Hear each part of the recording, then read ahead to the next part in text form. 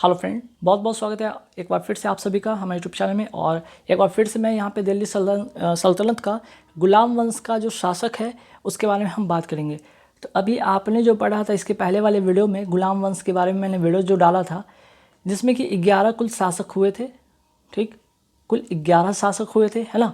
और इसमें भी मैंने बताया था आपको कि क्या करना है, सिर्फ और सिर्फ 7 ऐसे इंपॉर्टेंट शासक के बारे में पढ़ना जो कि काफ़ी इंपॉर्टेंट है, जिसमें कि मैंने कुतुबुद्दीन, ठीक है, कुतुबुद्दीन ऐबक के बारे में मैंने पढ़ लिया। ठीक है, कुतुबुद्दीन ऐबक के बारे में मैंने पढ़ा दिया। ठीक, तो इस टॉपिक का जो जितने भी इंपॉर्टेंट चीज़ था वो मैं बता रखा है। उस वीडियो को देखने के लिए इस वीडियो को डिस्क्रिप्शन में जाकर उस लिंक पर क्लिक करके देख सकते हैं, या फिर आप वीडियो के प्लेलिस्ट में जाकर वहाँ पे हिस्ट्री का जो है एक वहाँ पे बना हुआ है, ठीक है, उसमें जाकर आप देख सकते हैं।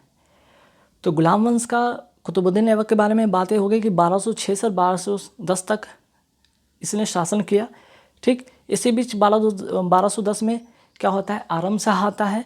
उसके बाद इल्तुतमिश जो है इसका दामाद दिल्ली का सुल्तान बनता है। तो स्टोरी तो यहाँ समझ में आ गई, कुतुबुद्दीन ऐबक के बारे में बात हो गया था। तो उस वीडियो में मैंने क्या बताया कि इल्तुतमिश के बारे में मैं बताऊँगा। तो यहाँ पे हालांकि जो बातें हो रही कि दिल्ली सल्तनत जो 1200 से लेकर 1526 ईस्वी तक इसका शासन चलता है, जिसमें काफ़ी सारे वंश आते हैं और काफ़ी सारे जितने भी वंश होते हैं उन सभी में अलग अलग शासक हुए, जिसमें कुतुबुद्दीन ऐबक के बारे में हो गया, आरम शाह के बारे में बात भी हो गई थी। अब था इल्तुतमिश के बारे में बात करेंगे। इल्तुतमिश की बात अगर करें तो 1210 से लेकर 1236, ठीक है, 1210 से लेकर 1236 तक का इसका शासन रहता है। अब इसके बारे में कुछ इंपॉर्टेंट बातें जो कि स्टोरी में यहाँ पे हम डिस्कस करेंगे। क्या डिस्कस करेंगे, कुतुबुद्दीन ऐबक की मृत्यु होती है ना। बात यहाँ पे होती है, स्टोरी शुरू होता है कि इल्तुतमिश आया कैसे, ठीक है, गद्दी पर बैठा कैसे, इसके बारे में सबसे इंपॉर्टेंट तथ्य जानना होगा। तो इसके लिए हमें क्या करना होगा, हमें इसके पहले वाले शासक के बारे में जानना होगा कि आखिर ऐसी क्या घटना हुई जब यहाँ पे इल्तुतमिश इस गद्दी पर, यहाँ कहने का मतलब दिल्ली पर शासन करना शुरू करता है। होता है ये है कि जो कुतुबुद्दीन ऐबक है इसकी अकस्मात मृत्यु हो जाती है और उत्तराधिकार के चुनाव की समस्या हो जाती है। इसके कारण जो तुर्की सरदार जो हैं तो स्वयं इसका हल ढूंढने के लिए उपाय ढूंढते हैं, और कुछ जो तुर्की सरदार हैं आराम शाह को, ठीक है, आराम शाह को लाहौर का, जो कि 1210 ईस्वी में, ठीक है, 1210 ईस्वी में लाहौर का सुल्तान घोषित कर देते हैं। हालांकि जो आरम शाह है ये अक्षम और अयोग्य व्यक्ति था, और अनेक जो तुर्क सरदार थे उन्होंने इसका विरोध भी किया। ठीक है, तो जो तुर्क सरदार थे उनमें से कुछ तो इसको समर्थन करके लाहौर का सुल्तान घोषित कर दिया, और कुछ जो सरदार थे उन्होंने इसका विरोध किया। ठीक है, होता ये है, अब देखिए यहाँ पे होता क्या, दिल्ली के जो तुर्क सरदार थे, दिल्ली के जो तुर्क सरदार थे, बदायूं के जो गवर्नर इल्तुतमिश, यहीं से इल्तुतमिश का आगमन होता है दिल्ली में। तो बदायूं का जो गवर्नर होते हैं इल्तुतमिश को दिल्ली आने का निमंत्रण भेजा जाता है। ठीक, अब इल्तुतमिश क्या करता है, दिल्ली पहुंचता है। अब इसी बीच आरम शाह को भी ये इस बात का पता चलता है और उसने भी दिल्ली पहुंचा। दोनों में क्या होता है, यहाँ पे आरम शाह और इल्तुतमिश के बीच में संघर्ष होता है, जिसमें आरम शाह पराजित होता है और उसकी हत्या कर जाती है। और इसके बाद इल्तुतमिश जो है स्वयं वहाँ का सुल्तान बनता है, और इसका जो शासन होता है 1210 से लेकर 1236 का। तो बैक स्टोरी ये है कि इल्तुतमिश का शासन कैसे आरंभ होता है कुतुबुद्दीन ऐबक के बाद। हालांकि आरम शाह कोई का टॉपिक यहाँ पे जो है बहुत ही खास नहीं, जो खास था वो इल्तुतमिश का था। ठीक, अब यहाँ पे बात करते हैं मोहम्मद गोरी का जो था गुलाम कौन था, कुतुबुद्दीन ऐबक था। अब इसी का गुलाम कौन था, इल्तुतमिश। इसी कारण इसे गुलामों का गुलाम भी कहा जाता है, जो कि इस टॉपिक में मैं डिस्कस भी आगे करूँगा। अब देखिए सबसे इम्पॉर्टेंट चीज़, कुतुबुद्दीन था कौन, सॉरी इल्तुतमिश था कौन, ये कुतुबुद्दीन ऐबक का दामाद था। यानी कि इल्तुतमिश की जो बेटी थी, पुत्री थी रजिया सुल्तान, उसका ये पति था। ठीक है, इसलिए ये इसके कारण ये कुतुबुद्दीन जो ऐबक का ये दामाद कहलाया। और अगर हम बात करते इसी बीच अगर रजिया सुल्तान के बारे में बात करें, ये पुत्री थी और इन्होंने भी शासन किया। कब, जब जो इल्तुतमिश मीन्स की जो रजिया सुल्तान के जो पति हैं, इनकी मृत्यु के बाद इन्होंने दिल्ली के जो सत्ता पर शासन किया, सत्ता पर काबिज होकर यहाँ पे शासन करती हैं 1236 से लेकर 1240 ईस्वी तक। ठीक। अब यहाँ पे बात करते हैं भारत में जो तुर्की शासन का वास्तविक संस्थापक है किन्हें कहा जाता है। तो भारत में जो तुर्की शासन का वास्तविक जो कहा जाता है कि वास्तविक संस्थापक कहलाते हैं वो था इल्तुतमिश। ठीक है, यहीं पे आगे और बढ़ते हैं तो बात करते हैं भारत में मुस्लिम प्रभु सत्ता का वास्तविक जो प्रारंभ होता है इसी से शुरू होता है। और अभी मैंने बताया था गुलामों का गुलाम किसे कहा, गुलामों को गुलाम इसे कहा जाता था, किसे, इल्तुतमिश को। क्यों? क्योंकि मोहम्मद गौरी का जो था यहाँ पे गुलाम कुतुबुद्दीन ऐबक था और कुतुबुद्दीन ऐबक का गुलाम कौन था, इल्तुतमिश। इसी कारण इसे गुलामों का गुलाम कहा जाता था। अब यहाँ पे नसरुद्दीन मोहम्मद की बात करते हैं। तो नसरुद्दीन मोहम्मद इसका बड़ा बेटा था, हालांकि इसका छोटा बेटा का नाम था गयासुद्दीन, इसका जो छोटा बेटा होता है उसका नाम क्या होता है, यहाँ पे ध्यान रखिए। इसके बारे में जिक्र आगे भी वीडियो में कहा गया, लेकिन इसमें मैं बता देता हूँ अभी भी। इसका छोटा बेटा का नाम था रुकनुद्दीन फिरोज शाह। ठीक, तो देखिए, तो 2 बेटा हुआ। हालांकि जो यहाँ पे अगर बात करते हैं नसरुद्दीन महमूद का, तो इसका कुछ खास रोल नहीं होता है। ठीक है, इसका कोई खास रोल नहीं होता। इसकी तो मृत्यु हो चुकी होती है जब यहाँ पे रजिया सुल्तान जब बनती हैं, उसके पहले ये युद्ध में मारा जाता है। तो इसका कुछ खास यहाँ पे इम्पॉर्टेंट रोल नहीं है। ठीक है, इम्पॉर्टेंट रोल तो रजिया सुल्तान की है, जो कि एक प्रथम मुस्लिम इसके माध्यम से हुआ। गुलामों को गुलाम कहा जाता था। नसरुद्दीन महमूद इसका बड़ा बेटा था और छोटा बेटा के बारे में मैंने बताया। ठीक है, आगे बात करते हैं कुतुबुद्दीन का निर्माण कार्य किसने पूरा किया। तो कुतुबुद्दीन जो था, यहाँ पे कुतुबुद्दीन जो था, कुतुब मीनार का जो निर्माण कार्य प्रारंभ करवाया था, वहीं इसका कार्य जो पूरा करवाता है वो इसका दामाद इल्तुतमिश होता है। ठीक है, वही बात करते हैं यहाँ पे इक्ता व्यवस्था। ठीक, यहाँ पे बात करें इक्ता व्यवस्था शुरू करने का जो श्रेय जाता है इल्तुतमिश को जाता है। और इक्ता व्यवस्था का मतलब था क्या, देखिए, इक्ता व्यवस्था का मतलब ये था कि चाहे वो सैनिक हो या फिर गैर सैनिक अधिकारी हो, उनको नगद वेतन के बदले क्या दिया जा रहा था, भूमि प्रदान की जाती थी। ठीक, वही बात करते हैं इसी के समय चालीसा, जिसको कहते हैं चहलगानी का गठन किया गया था, जिसमें क्या था, 40 जो थे योग्य तुर्क सरदार का एक दल था, है ना, जिसका परिणाम ये था कि इल्तुतमिश की सफलताओं में इन लोगों ने काफ़ी महत्वपूर्ण अपना योगदान दिया था। कहा जाता है कि इल्तुतमिश एक न्यायप्रिय शासक था। अब आगे बढ़ के बात करते हैं इंपॉर्टेंट चीज़ इसमें कि भारत में गुंबद निर्माण का पिता कहा जाता है। ठीक है, भारत में गुंबद निर्माण का पिता किसे कहा जाता है, इल्तुतमिश को, है ना। जबकि इसकी अगर मृत्यु की बात करते हैं तो मृत्यु इसकी हो जाती है 1236 ईस्वी में इसकी मृत्यु हो जाती है।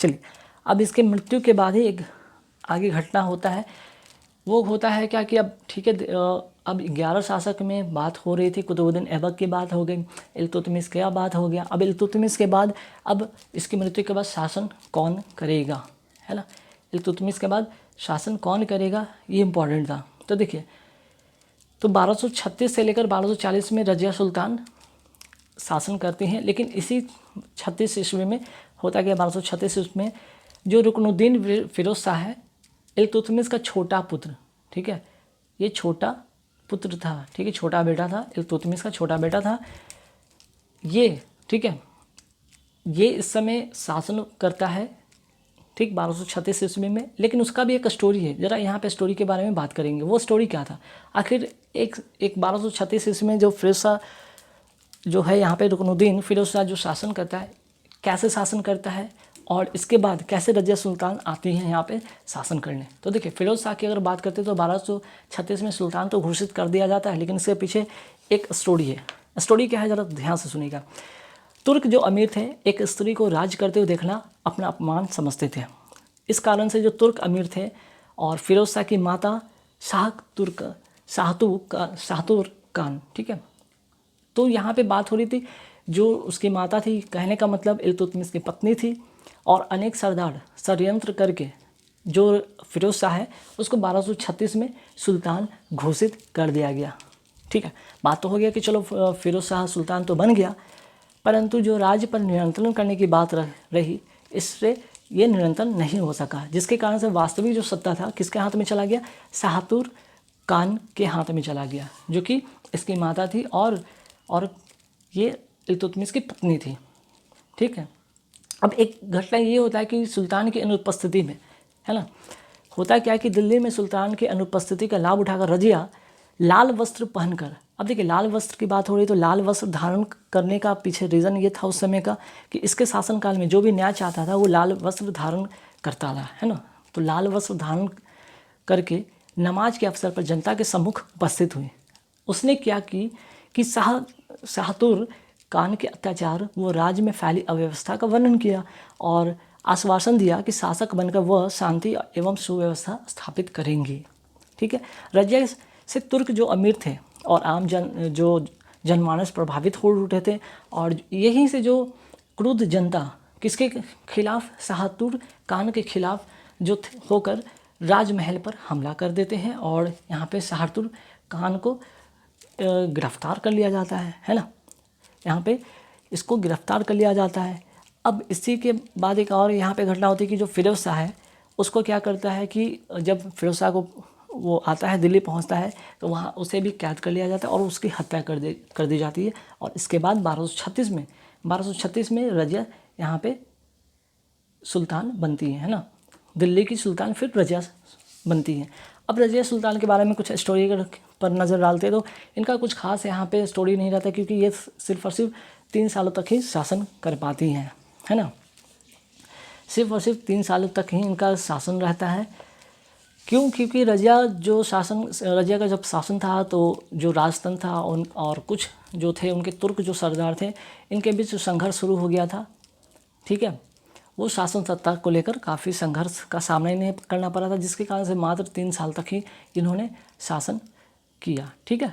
इस कारण से इनका बहुत ज़्यादा तो यहाँ पे वर्णन नहीं है, इनके बारे में बहुत सारी चीज़ें नहीं है, लेकिन हाँ कुछ इंपॉर्टेंट चीज़ जहाँ से क्वेश्चन बनता है, ठीक। यहाँ पे कुछ क्वेश्चन बनता है तो यहाँ पे बात करेंगे। देखिए होता क्या है, अगर हम बात करते हैं रजिया के बारे में तो इन्होंने सबसे पहले जब सुल्तान बनती हैं तो पर्दा प्रथा को ये त्याग देती हैं और कुबा जिसे कोट कहते हैं और टोपी जिसे कहते हैं कुल्हा पहनकर दरबार में बैठती थी, ठीक है। अब होता क्या है कि यहाँ पे जो वजीर है निज़ाम उल मुल्क जुनैदी, इनका जो राजरोहन होता है इसका विरोध करता है और उसके विरुद्ध अमीरों के विरोध का समर्थन करता है। जहाँ की जो तुर्क सरदार थे जिन्हें अमीर कहा जाता था वो इनके खिलाफ थे और उसमें ये भी समर्थन दिया।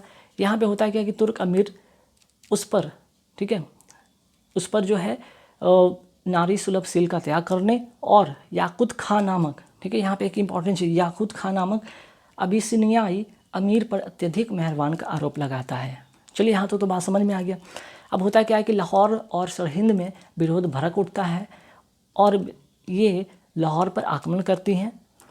अब आक्रमण करने के दरम्यान होता क्या है कि याकूत खां, ठीक है, याकूत खां इसकी यहाँ पे हत्या कर दी जाती है। जबकि यहाँ पे अगर बात करें रजिया को भटिंदा कहने का मतलब तबरहिंद में बंदी बना लिया जाता है। रजिया को अपने बंदी बनाने वाले सरदार, यहाँ पे एक इम्पॉर्टेंट चीज़ अल्तुनिया, ठीक है, अल्तुनिया जो कि इनको बंदी बनाया था उसको अपने पक्ष में मिला लिया और इसी से इन्होंने शादी कर ली, ठीक है, शादी कर ली। अब शादी कर ली, ठीक है। अब इसके बाद क्या होता है कि शादी करने के बाद इन्होंने फिर से दिल्ली पर एक बार आक्रमण करने की कोशिश की है जिसमें कि इन्हें असफलता मिलता है। हालांकि रजिया बहुत बहादुरी से लड़ी लेकिन इन्हें पराजय का सामना करना पड़ता है। फिर होता क्या कि जब भटिंदा ये लौटती हैं तो लौटने के क्रम में कैथल जो कि हरियाणा के पास है 13 अक्टूबर 1240 में कुछ डाकुओं द्वारा उनकी हत्या कर दी जाती है। इस तरह से रजिया सुल्तान का दिल्ली पर शासन का जो व्यवस्था था, शासन करने का जो कहानी शुरू होता है कि कैसे ये दिल्ली के गद्दी पे बैठती हैं, कैसे इनका यहाँ पे आगमन होता और इनकी मृत्यु तक ये जो कहानी था, ये दिल्ली सल्तनत का जो 11 शासक में से जो रजिया सुल्तान थी एक बहुत ही महत्वपूर्ण यहाँ पे शासक के बारे में चर्चा हो गई। आगे इसके बारे में हम क्या देखेंगे, इसके बारे में हम पढ़ेंगे और भी जो शासक हैं जैसे कि मोइजुद्दीन बरहम शाह, फिर उसके बाद देखेंगे अलाउद्दीन मसूद शाह, आगे गयासुद्दीन बलबन के बारे में पढ़ेंगे। इसके बाद कुछ शासक के बारे में जब पढ़ने के बाद हम लोग क्या करेंगे, खिलजी वंश पर आएंगे, ठीक है। फिर हम क्या देखेंगे, खिलजी वंश पर आएंगे, उसके बारे में चर्चा करेंगे कि उसमें जलालुद्दीन फिरोज शाह खिलजी होता है, अलाउद्दीन खिलजी होता है, इन सारे का जिक्र करेंगे, ठीक। तो गाइस इस वीडियो में इंपॉर्टेंट क्या था, इंपॉर्टेंट जो था कि दिल्ली सल्तनत का जो गुलाम वंश का 11 शासकों में से कुतुबुद्दीन ऐबक का चर्चा हो चुका था, जिसका वीडियो डाला जा चुका है। इल्तुतमिश के बारे में आज इस वीडियो में जिक्र कर दिया गया है। इसके बाद रजिया सुल्तान के बारे में यहाँ पे जिक्र किया गया है। तो आई होप गाइस कि इस वीडियो से आपको काफ़ी मदद मिलेगी कुछ इंपॉर्टेंट चीज़ जानने का कि दिल्ली सल्तनत कैसे स्टार्ट हो रहा और कैसे आगे इस तरह से बढ़ता है। ठीक है, तो गाइस अगले वीडियो में फिर हम मिलेंगे इसी दिल्ली सल्तनत का अगले टॉपिक को लेकर। इस वीडियो में इतना ही। Thank you very much.